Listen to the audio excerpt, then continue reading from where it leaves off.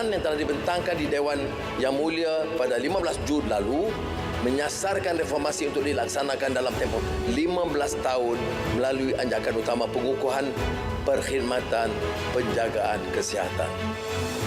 Sebanyak 1,200 klinik daif di seluruh negara kena naik taraf untuk tempoh 2023 hingga 2025 bagi menjamin mutu perkhidmatan. Kerajaan bersetuju untuk menyegerakan projek naik taraf fasa pertama Hospital Sultan Aminah dengan anggaran kos sebanyak RM500 juta.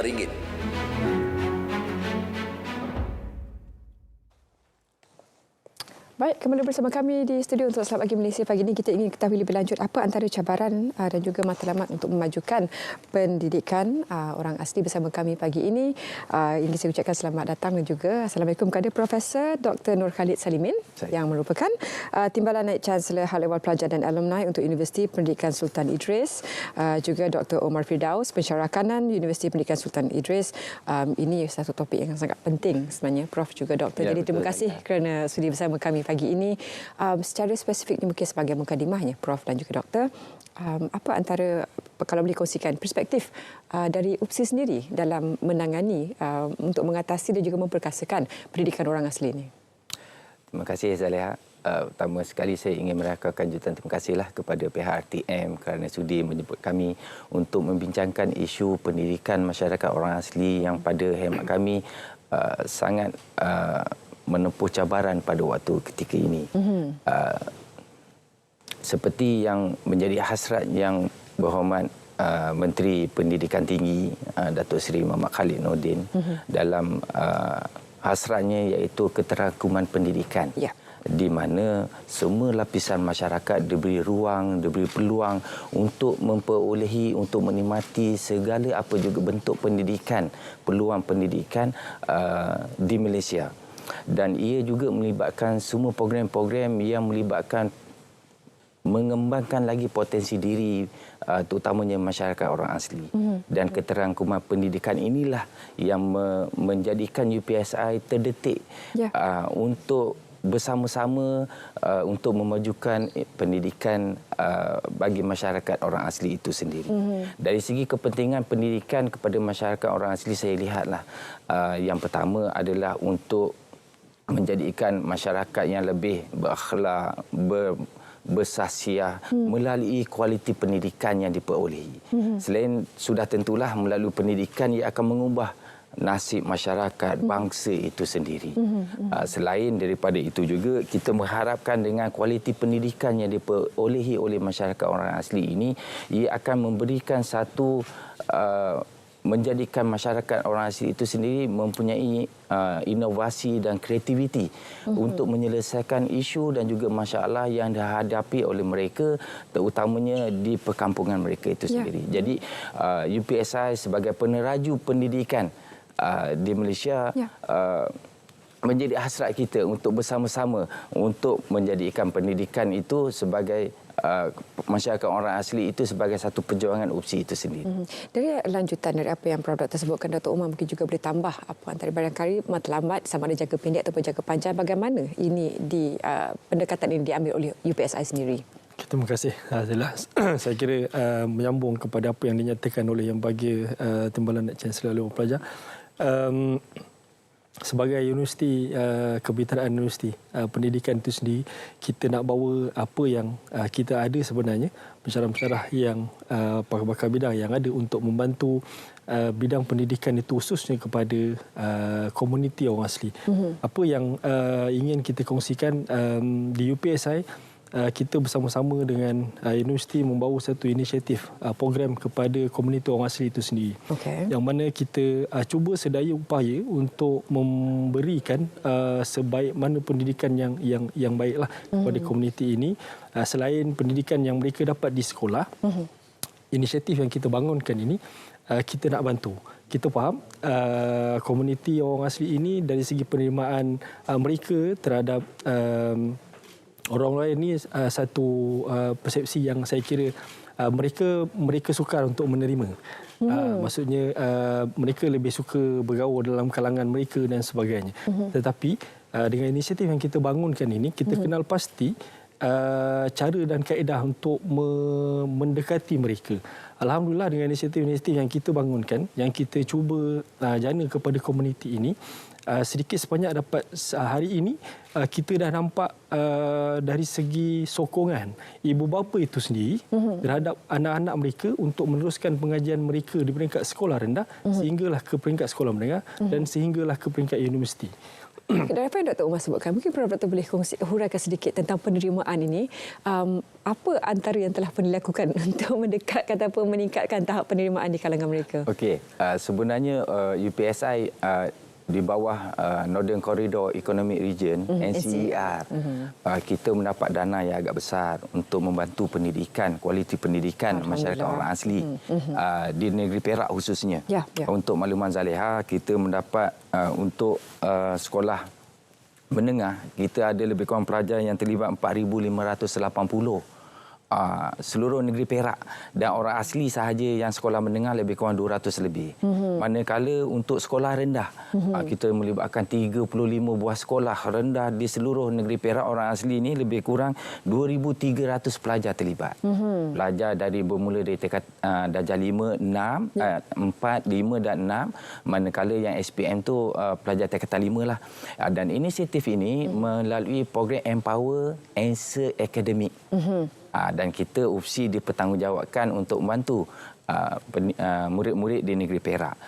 Jadi inisiatif inilah yang menjadikan UPSI melalui kepakaran UPSI itu sendiri, kita membantu pihak sekolah dalam memajukan kualiti pendidikan pelajar murid orang asli itu sendiri. Kalau sebut cabaran itu mungkin ada konotasi negatif, tapi barangkali kita boleh terjemahkan dari segi perjalanan ataupun pengalaman UPSI sendiri dalam memastikan matlamat ini dapat dicapai. Dr. Umar boleh kongsikan. Terima kasih Zalia. Saya setuju dan saya suka dengan kenyataan tadilah. Cabaran itu mungkin dari segi melihat satu perkara yang negatif kan. Tapi kalau konotasi kepada macam mana kita melaksanakan seperti mana yang nyatakan oleh bagi TNC tadi, saya kira di peringkat sehingga hari ini kami menerima sambutan yang sangat baik.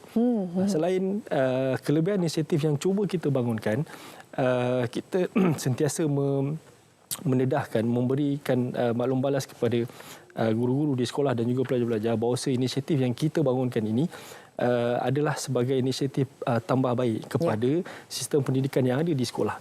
Jadi kita gunakan seperti mana dinyatakan oleh Timbalan Naib Chancellor tadi, kepakaran pensyarah-pensyarah dalam bidang pendidikan itu sendiri, kita bawa mereka ke kawasan komuniti itu sendiri. Jadi pensyarah-pensyarah, tenaga pengajar yang kita rasakan berkemahiran dan pakar itu, kita bawa mereka terus ke kawasan mereka, menyelami, mendekati mereka sebaik mungkin. Jadi itulah antara saya kira kelebihan yang kita berjaya.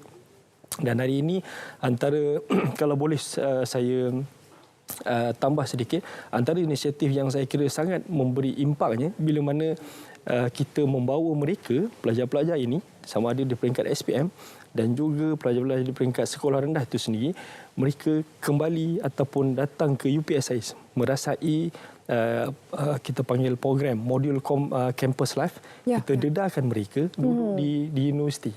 Bukan itu saja, kita bawa juga ibu bapa mereka sekali bersama-sama secara tidak langsung, ianya sedikit sebanyak memberikan motivasi kepada ibu bapa, memberikan gambaran sebenar kepada ibu bapa itu sendiri tentang inilah situasi sebenar bila mana anak mereka berjaya di dalam sistem pendidikan itu sendiri, berjaya duduk di dalam track pendidikan itu sendiri. Jarang kita dengar kalau pihak universiti mengambil langkah silakan. Saya tambah sedikit Zaleha, sebenarnya 4 hari 3 malam kita bawa pelajar-pelajar ni duduk di UPSI, di kolej-kolej kediaman UPSI, merasai bagaimana pengalaman hidup sebagai seorang mahasiswa. Dan uniknya mak opak sekali kita bawa. Jadi selain daripada itu, kita bawa juga dari Tanjung Malim ke KL tak jauh kan, ke KLCC juga, untuk dia merasai bagaimana melalui pendidikan ia akan mengubah nasib keluarga. Dan ini adalah satu inisiatif yang sangat murni saya rasa untuk meningkatkan kualiti pendidikan. Kesedaran dah ada. Cuma apa yang kita nak dari segi kualiti. Berdasarkan program yang kita laksanakan dari pelajar yang menguasai 3M pada peringkat awal tahun 4, tahun 5 tu, lebih kurang 80% dah menguasai.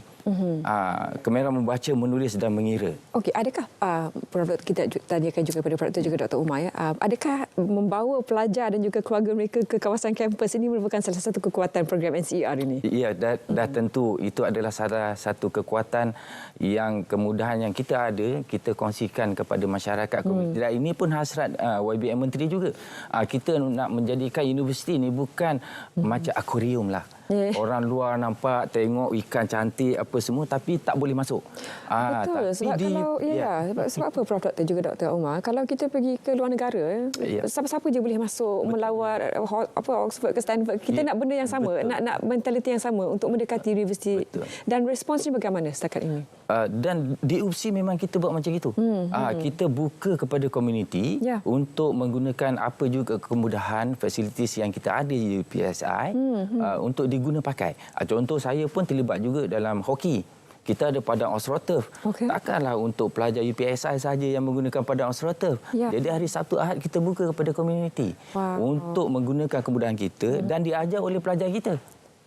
Menjadi jurulatih secara percuma. Ini all-rounder dah ni. Jadi dia melibatkan kat situ lah. Komuniti, sebagai komuniti dan UPSI sebenarnya menjadi hasrat nak Chancellor juga berpisah tiada. Ya, kita kalau boleh sebenarnya kita juga nak berlapangan melihat bagaimana komitmen yang ditujukan oleh warga UPSI sendiri. Tapi mungkin Dr. Umar boleh kongsikan bagaimana moral dan juga komitmen ditujukan oleh warga UPSI sendiri untuk memastikan, untuk menjayakan matlamat ini.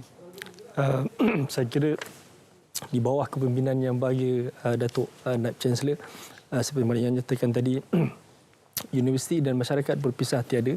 So hari ini saya kira kalau dulu UPSI mungkin tak ramai yang mengenali. So hari ini UPSI dengan kaedah cara pendekatan pengurusan yang dibawa, yang diketuai oleh yang bahagia Datuk VC, saya kira hampir semua di Malaysia ini mengenali UPSI. Dan hari ini UPSI menjadi tumpuan utama dalam apa saja program penglibatan, sama ada agensi di UPSI sendiri ataupun agensi luar.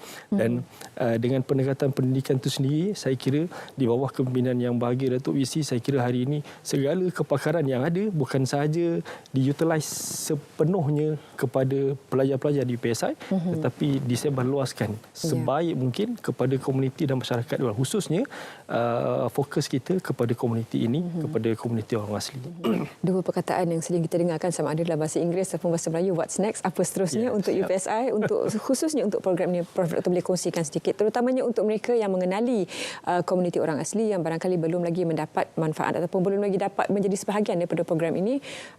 Peranan masyarakat pula bagaimana, Prof? Sebenarnya sebelum kita menyentuh peranan masyarakat, saya nak deliverlah apa yang UPSI dah laksanakan dalam penyediaan nak mengajar masyarakat orang asli ini. Dia ada teknik strategi yang berbeza sedikit. Jadi kita menggunakan semua kepakaran yang berada di UPSI. Dari segi pensyarah-pensyarahnya dari Fakulti Pembangunan Manusia, Jabatan Pendidikan Awal Kanak-kanak, pendidikan khas mereka, daripada inovasi yang telah mereka laksanakan. Dia dah menang pertandingan inovasi banyak tempat. Jadi kita ambil modul itu, kita create khas untuk masyarakat orang asli di negeri Perak. Dan ada modul khusus kita laksanakan. Kepakaran UPSI kita transferkan. Dan selain itu juga kita menggunakan pelajar usia sebagai facilitator. Jadi dia mendapatlah satu pengalaman berharga bagaimana nak mengajar masyarakat orang asli di sekolah-sekolah. Sebab isu cabaran masyarakat orang asli dari segi kaum, etnik dia pun berbeza-beza. Orang asli dia ada suku Semai, Temio, Jahai dan banyak.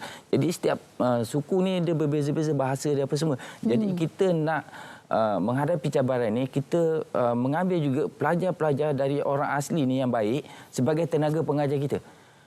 Kita berikan TOT 4 hari 3 malam duduk di OC, kita ajar dia bagaimana. Jadi ini satu pengalaman yang berharga. Dia menggunakan modul kita untuk mengajar adik-adik dia, masyarakat dia. Ini jadi, betul win-win situation, Datuk, ya? Jadi dia adalah transfer knowledge dekat situ supaya apa yang kita tinggalkan tak habis berhenti kat situ, dia akan menyambung.